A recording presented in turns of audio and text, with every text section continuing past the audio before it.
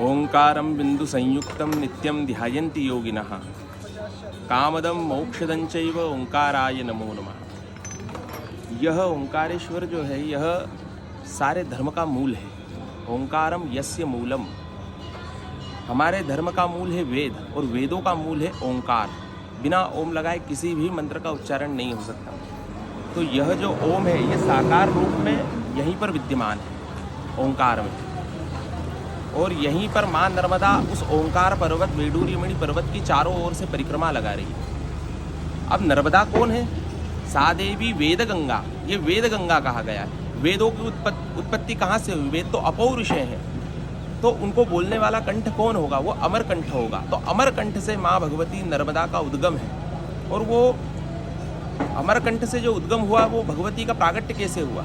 ललित शिव जटा, शिव की जटाओं से जब भगवान जगत के कल्याण के लिए जब घोर तपस्या में लीन हुए तो उनकी जटाओं से स्वेद के रूप में, पसीने के रूप में बूंद टपकी और साक्षात देवी का रूप लेकर बोलती है कि मेरे लिए प्रभु क्या आज्ञा है। तो भगवान कहते हैं कि तुम जगत को सुख प्रदान करो, इसलिए तुम्हारा नाम होगा नर्मदा। नर्म देने वाली, सुख देने वाली, कल्याण करने वाली, तापों को हरने वाली, पापों को हरने वाली, वह नर्मदा है। तो वो नर्मदा बहते बहते उसके तीर्थ पे करोड़ों कोटि कोटि तीर्थ, कोटि कोटि देवता, करोड़ों ऋषि वहाँ पर आके तप करने लगे। वो बहती बहती फिर मध्य में ओमकार आता है, जिसको हम जगत का मूल नाभि मानते हैं। ओंकार का उच्चारण कहाँ से होता है? नाभि से। तो वह जो मूल स्थान है वह ओंकार है, और यहीं पर त्रिपुरी है। पूरे विश्व में त्रिपुरी यहीं विद्यमान है। हम जहाँ बैठे हैं वह विष्णुपुरी है। उसके अगले वाला जो पर्वत है वह विष्णुपुरी है। यहाँ पर ये ब्रह्मपुरी है, और सामने शिवपुरी है। तो शिवपुरी पूरे ओमकार के आकार में एक पर्वत है, उसकी माँ नर्मदा परिक्रमा लगा रही है। तो वो जो ओम पर्वत है वही शिवलिंग है। उसी की तपस्या विंध्याचल ने करी, उसी की तपस्या सूर्य नारायण ने करी, उसी की तपस्या इंद्रद्युम्न ने करी, उसी की तपस्या ऋषि मुनि कर रहे हैं, मार्कंडेय ऋषि कर रहे हैं, उसी की तपस्या राजा मानधाता ने करी। तो अनेकों अनेकों बार प्रकट होकर भगवान ने साक्षात दर्शन दिए। फिर शंकराचार्य जी केरल से 8 वर्ष की उम्र में एक बालक यहाँ क्यों आते हैं? क्योंकि यहाँ पर कई हजारों वर्षों से पतंजलि का जो अवतार माने गए हैं, पतंजलि का रूप माने गए हैं, वैसे गोविंद पाद जी यहाँ पर अपने शिष्य की प्रतीक्षा कर रहे थे करोड़ों हजारों वर्षों से। फिर शिष्य आए, 8 वर्ष की उम्र में वो बालक आए शंकराचार्य जी।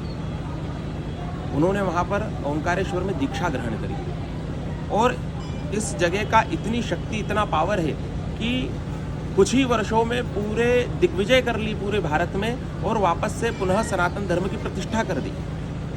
क्योंकि पूरे गुरु तत्व जो है वही शिव तत्व है। शिव ही गुरु के रूप में आकर हमको मार्ग प्रशस्त करता है। तो यह परम शिव का मूल स्थान है। यहाँ पर दोनों साधना है, द्वैत और अद्वैत। ओंकार निराकार की साधना ओंकार की साधना है, सगुण निराकार की भी ओंकार की साधना है, निर्गुण निराकार की भी ओंकार की साधना है, और सगुण साकार की भी ओंकार की साधना है। और जो मूल योग हुआ पतंजलि का, उसमें तो मूल मंत्र ही ओम है, पंचधारणाओं के साथ में ओम है। लेकिन साथ में यहाँ पर दीक्षा के साथ में उनको शक्ति भी प्रदान करी गई। शक्ति रूपा कौन थी? वह ब्रह्मा विष्णु महेश की जो शक्तियाँ हैं, भारती, लक्ष्मी और उमा, गौरी, ये तीनों जब मिलती है तो त्रिकोण बनता है। तो यह त्रिपुरी में एक त्रिकोण बना, और मध्य में भगवती माँ नर्मदा है। इसीलिए उसको कहा श्रीकंठे कन्या रूपा, ललित शिव जटा, शांकरी ब्रह्म शांति। ब्रह्म शांति जिसके प्राप्त होने से, वो ब्रह्म विद्या प्राप्त होने से वो ब्रह्म तत्व प्राप्त हो जाता है, वो ब्रह्म शांति प्राप्त हो जाता है। सा देवी वेद गंगा ऋषिकुल तरणी नर्मदा माम पुनातु। ऐसी यह नगरी जो है यह ऋषियों की नगरी रही थी, क्योंकि यह तप करने ही व्यक्ति आता था। ये मंत्रों का जप करने, अनुसंधान करने, यज्ञ करने, यज्ञ यागादि करने, अनुष्ठान करने ही यहाँ आता, क्योंकि चारों तरफ जंगल था। तो यह ऐसी दिव्य नगरी है कि यहाँ पर अगर किया हुआ जो तप है वो अक्षुण्ण हो जाता है।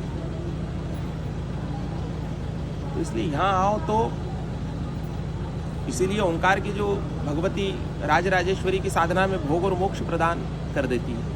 तो ओंकारम बिंदु संयुक्तम नित्यम ध्यायन्ति योगिना कामदम मोक्षदंचैव ओंकाराय नमो नमः। तो दोनों ही भोग मोक्ष को देने वाली भगवती पराम्बा नर्मदा श्री स्वरूपा है और भगवान ओंकार जो जगत के कारण मूल स्वरूप है, वो दोनों ही यहाँ विद्यमान है।